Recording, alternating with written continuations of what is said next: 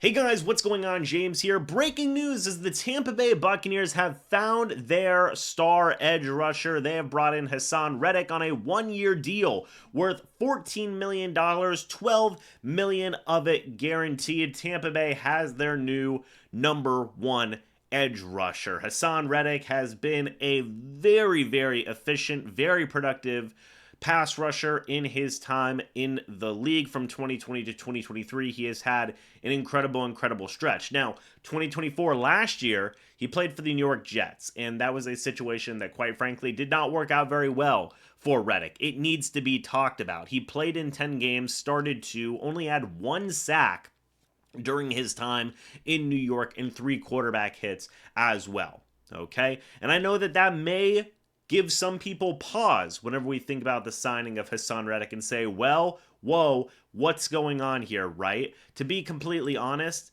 last season, 2024 with the Jets, I'm not as worried about it as some others may be, because quite frankly, the Jets were not a very good organization last year. They were just an absolute collapsing organization, and Haason Reddick was not in the best of environments, right? He did have a 53.5 grade last year, 56.3 run defense grade, 52.9 pass rush grade.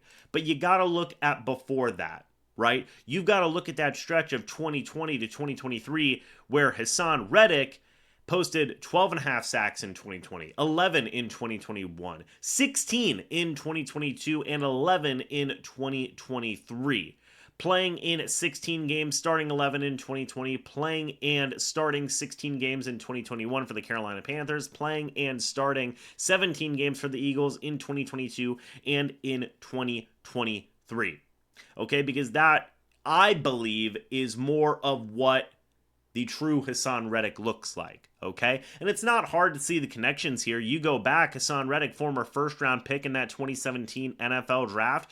Guess who the coaches were as a part of that coaching staff? You're looking at Larry Foote was the linebackers coach for the Cardinals during that time. Bruce Arians was the head coach. He still has some say in the organization right now, being a part of the front office of Tampa Bay, right? So there are some connections here, right?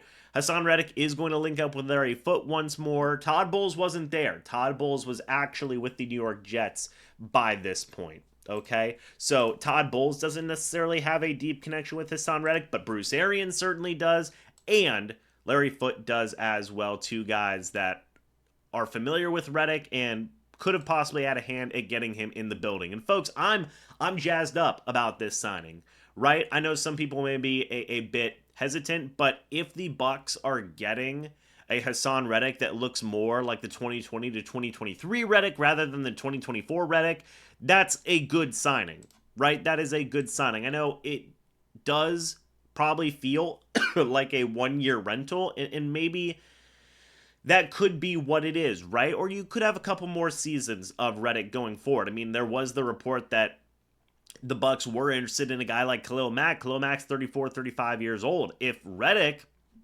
stays in that mix for as long as Mack and continues to be with Tampa Bay, then you may have a top-esque pass rusher for the next few seasons. And to get Reddick at only $14 million, $12 million of it guaranteed, is a fine flyer type of deal, in my opinion, right? If it works out and Reddick goes back to the double-digit sack artist that he has been, you're looking at a fantastic value signing, right? Because typically guys who get 16, 11, 12 and a half types of sacks in their seasons, those guys are getting, 18 plus million dollars in today's market. So I'm completely fine with this flyer type of signing. I'm so happy the Bucs have invested heavily in pass rush now. You're looking at Reddick, you're looking at Yaya Diaby, Braswell might be in that mix. You also may have a rookie in there as well. So awesome signing here for Reddick and the Tampa Bay Buccaneers. I am on board with this signing. In fact, you take a look at what the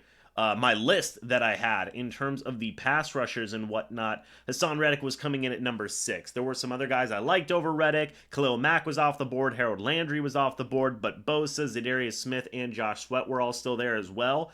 For the Bucs to get my number 6 pass rusher that was available in the market and only at $14 million, I take that every day of the week. But what do you guys think about this? Let me know your thoughts and opinions about it down in the comment section below. I'd love to hear it. Huge signing, guys.